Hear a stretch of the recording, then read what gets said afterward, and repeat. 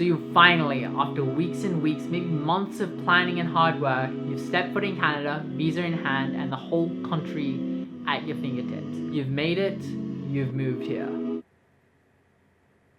Now what? That was me 15 months ago, and now I'm here to help you make those crucial first steps after you've touched down and gotten your visa. We're gonna go through everything from the important first things to do just when you arrive, what phone carrier to go with, apartments, banks, driver's license, learning languages, and how to get a job. Some of these things are a bit more complicated than if you were just a Canadian citizen, like the driver's license, banks, and language parts. So this video will hit all the points an expat needs to know. If you're just beginning your journey and you haven't gotten your working holiday visa yet, I've explained every little detail to do with that in part 1 of this series right here. So give that a watch first and come back. This is how to move to Canada part 2. So if you found this video helpful, hit subscribe for more guides coming up. And if you have any questions, feel free to ask them in the comment section down below, or check out the Moving to Canada Facebook group I've linked in the description. They'll probably be able to answer your questions faster than I can. Again, just disclaiming that any recommendations in this video are based on my own personal experience, and this video isn't sponsored in any way. And I wish it was. So let's go. Social insurance number. The absolute number 1 priority after touching down in Canada is getting your social insurance number. You will need this for anything remotely important, like applying for a bank, getting a phone number, etc. So you need to get this as soon as possible so you're able to go do everything else. You're able to get your social insurance number at any Service Canada office. If you're arriving in Toronto, it's right at the airport, YYZ, just after immigration, and if you're coming to Montreal has them in the city. I've linked a site in the description that'll help you find the nearest one near you. When you do go there, make sure to bring your passport and your work permit, as these will be required. No photocopies allowed. Phone. How are you going to find an apartment without a number to reach you? Now, to quell your expectations right from the get-go, Canadian phone plans are garbage. Horrendous. Absolute bollocks. The whole telecom industry in Canada is monopolized by the big 3 who don't compete amongst themselves so they can keep prices high. They're all ridiculously expensive, they give you very little for your money, and the prices vary from province to province. For example, Ontario and BC are quite pricey, with Quebec being more affordable and Saskatchewan being very, very cheap. This is because those provinces have actual competition, with Saskatchewan having a province-run telecom called SaskTel. If you decided to move to Saskatchewan, then definitely go with them, SaskTel. For everywhere else, don't even bother checking the big 3. Bell, Rogers, Telus, avoid them, and also avoid Fido at all costs. They are the worst. I went with them when I was on exchange here 4 years ago, and they were awful. I paid $50 plus tax for 1 gigabyte. 1. It was nothing. And when I tried to cancel my month-to-month plan at the end of April, they ended up canceling my plan a day before they said they were going to, and then also proceeded to try and charge me for the entire month of May when they weren't even giving me service. Avoid like the plague. Okay, so actual options. Definitely bring your own phone and stick to SIM-only month-to-month plans. It doesn't lock you in and lets you keep costs down. I recommend going with Koodo. I've been with them since I arrived. The service is good, and I currently pay $49 plus tax, so total $56 for 6 gigabytes of data, unlimited calls, and unlimited text, including international. It's been more than enough for me, and if you use my referral code right here, you'll get $50 off your next bill. They're a cheaper subsidiary of Telus, so they have good coverage and they're available pretty much all over Canada. For Ontario, there's also Freedom Mobile, which is another low-cost carrier, so check that out and compare and see what works for you. Yeah, it's way too nice to be in here doing this video. Let's go outside. Let's go outside.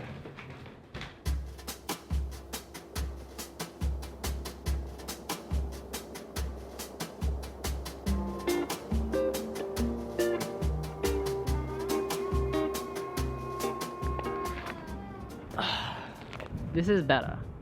This is much better. I can do this. All right, let's go. Let's continue. So apartments. This is a topic so massive, I'm gonna do a whole video dedicated to the subject, but the main site you need to know for rentals is kijiji.ca. kijija.ca. This is basically the Gumtree of Canada for any Australians watching, or the Craigslist of Canada for any Americans. Craigslist also exists and is worth checking out as well, but most people put all their stuff on Kijiji. There should also be apartment and housemate Facebook groups for your city. I've linked the Montreal ones down below. Now those are places where you can find apartments, but what about inspecting them and deciding whether to move in? Let me give you just a couple bits of advice based on my own personal experience. RDC or rez-de-chaussée apartments are ground floor apartments. I would personally avoid these, as if you live in a built up area such as Montreal where housing is densely packed and every building is at least 3 stories, basically no light enters the apartment apart from the rooms with south facing windows. I've lived in one for 2 months and I can confirm, the common areas were almost completely dark. It's dark, gloomy and depressing. Avoid it. The same goes for basement and half basement apartments. Before moving here, I didn't even know these existed and still don't know why they exist. Why? Why would you do this to yourself? The same goes for bedrooms with no windows. Don't do it. Don't do it. We actually do have a windowless bedroom in our apartment. We just use this for storage, but imagine sleeping in here. You don't know when to wake up. It's soul destroying. I did it, not in this room, but in like another apartment for 2 months. Don't do it. Do not do it. I thought I could handle it for a few months, but I couldn't. Sure, there are huge savings on RDC apartments compared to higher level apartments, but the effect it has on your well-being and sanity is not worth it, especially for windowless bedrooms. Stick to bedrooms with windows and upper level apartments, ideally 3rd floor if you live in Montreal, because as you can see, we get roof access and it's dope. Sunsets from here are pretty sweet and just I don't know, it's a nice thing to have.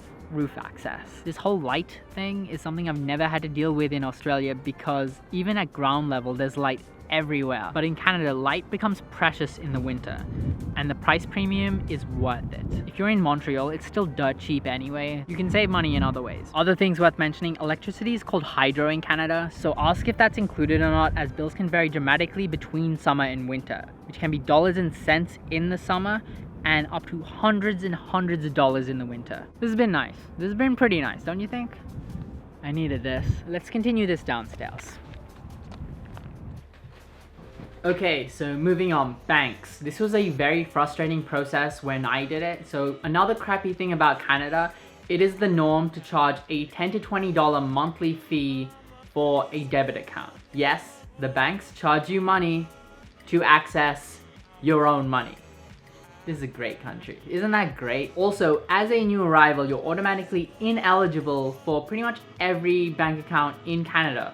Don't even think about going to Tangerine. I tried, and it was way too much of a hassle, and to meet the requirements, it'll cost you more than any fees you'll save. What you need to get is something called a Newcomers to Canada account. These are accounts where the general requirements such as a Canadian driver's license, work history, bank check are waived, and you get a debit account for free for the first year. After that, you need a minimum balance of like $3,000 to $4,000 to waive the fee. A bunch of different banks offer newcomer accounts, but the only ones worth looking at are the ones from the Bank of Montreal, BMO, and CIBC. They both offer their debit accounts for free for 1 year, and Bank of Montreal also offers a credit card where you can get 4% cash back for the first 4 months up to $125. And then it's 1% cash back after that. It's not worth going with any of the airline points, airline miles credit cards in Canada, as they don't offer good value compared to the cashback ones. Transferring your money from home to Canada. So I'm assuming you didn't bring, I hope you didn't bring all your cash in your luggage on your way to Canada, and most of your money is still in your home country in your bank account. You need a way to transfer that without losing too much in fees. So the best method of doing this will vary from country to country, but for Australians, what I recommend is applying for a Citibank Plus debit card before you leave Australia. This is the ultimate debit card for traveling, as there are no fees and you get an exchange rate very close to the actual exchange rate. I've been using this card for all of my travels for the past 4 years and haven't had any issues with the bank. And when you do have issues, say if you lose your card or anything, the customer service is fantastic.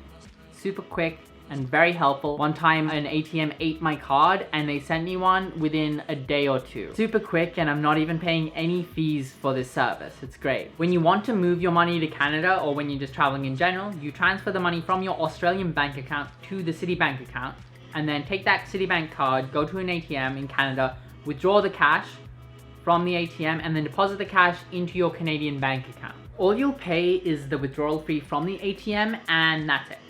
the best way to get the most money from your money. Other options I've heard recommended quite a lot for other countries include Transferwise. When you do this process, it also helps quite a lot to keep an eye on the fluctuating exchange rates. I generally found that the exchange rate would always spike on a certain day of the week. For me, that was Tuesday. I don't know if that's an actual thing or if it changed, but that was what I experienced. Driver's license. So if you have a driver's license from your home country and it's recognized in Canada, link below, you'll be able to drive on it for the first 6 months without doing anything at all. After that, you'll have to apply for a Canadian driver's license or exchange your own. The first thing to look for is if your country has an exchange agreement in place with the province you're moving to. Yes, that's right, not with Canada, but the province. It's best to treat each province as its own separate country just for your own sanity. For Australians, we have an exchange agreement with Ontario, but not with Quebec. Great, right?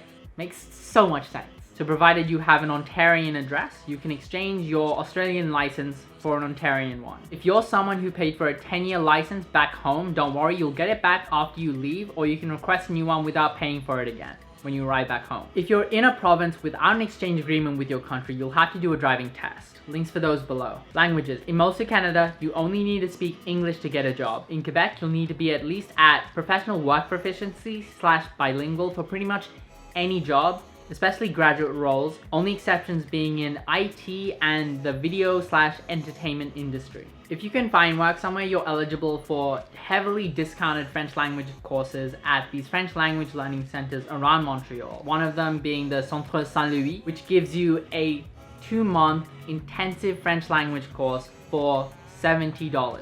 Very cheap. For both languages, the most important thing is your speaking ability, and for that, I highly recommend going to language meetups. This is a great way to practice and also to meet some new friends. Mundo Lingo is one of the most well-known language meetups, with meetups in Montreal and Toronto. Although it is basically a networking event, it's great for practice if you're just starting out and just want to practice basic conversation. It's basically a language meetup at a bar. And while it's good for basic practice, after a while you might find yourself repeating the same stuff over and over and over again. Bonjour, tu viens d'où? Qu'est-ce que tu fais pour travail? Pourquoi tu es déménagé à Montréal? Etc, etc. And while that's good for basic just networking, it becomes less practice and more rote memorization and repetition. Once you're at that stage, I highly recommend going to language meetups in your area, like the ones on meetup.com. I found them to be way better for actually testing your skills once you get to a higher level, as I've gotten into really deep conversations that have challenged me linguistically a lot more often at these events compared to Mundo Lingo, which has a lot of people who just do the rounds with kind of like shallow, surface level conversation. It's also a lot more quiet than a noisy bar, which helps comprehension a lot.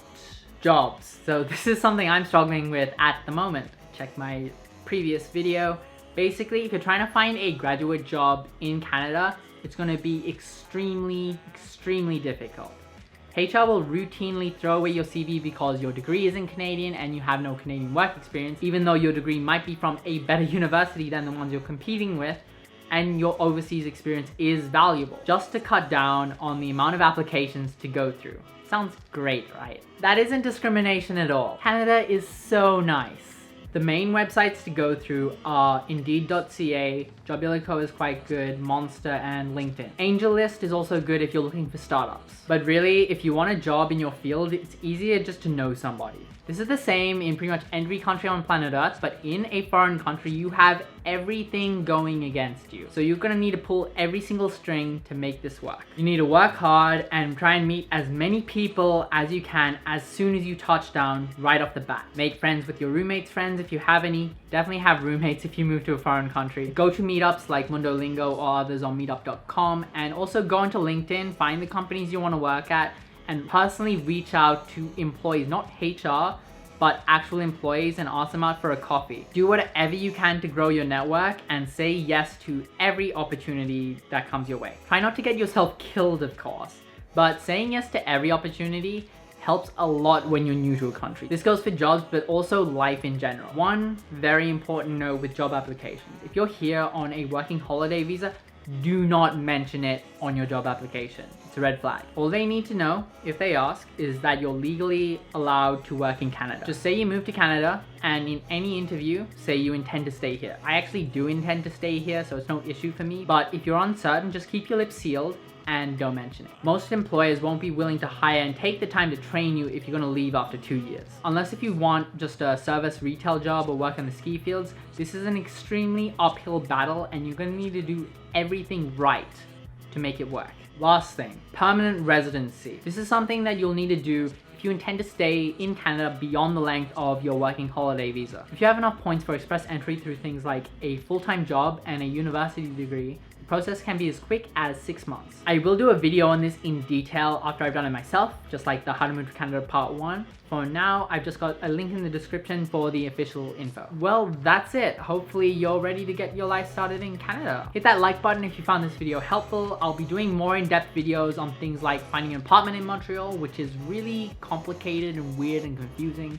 So I'll break it down, how to get a job, and the permanent residency process from A to Z. So definitely subscribe so you don't miss out on those. By the end of it, I want this channel to have everything you need to know about moving to Canada. And I think I'm getting there. I'm making progress. Let me know your thoughts and questions in the comments down below, and I'll see you in the next video. Just one last thing before you go, I'd like to announce that I finally started selling photo prints. It's something I've been wanting to do for ages, but I wanted to make sure I got it right. I have found a photo lab that I'm super happy with, and I'm honestly so stoked about how well these turned out. It's so sharp and the colors are so accurate. There's gonna be over 20 different prints up for sale, shipping internationally in both 8x12 inch, this size, and 12x18 inch. So basically A4 and A3 in your choice of either matte or metallic archival photo paper. I personally love the metallics just because of how rich and how deep the colors and the blacks are. As soon as I pulled this out of the case and saw it for the first time, I was just like, yes, yes, 100 times yes. I put a ton of time into these videos. I think the last How to Move to Canada video took over 59 hours. Yeah. A ton of time. So if there's any photos on lashan.co/store that take your fancy, I would really appreciate the support. Thank you.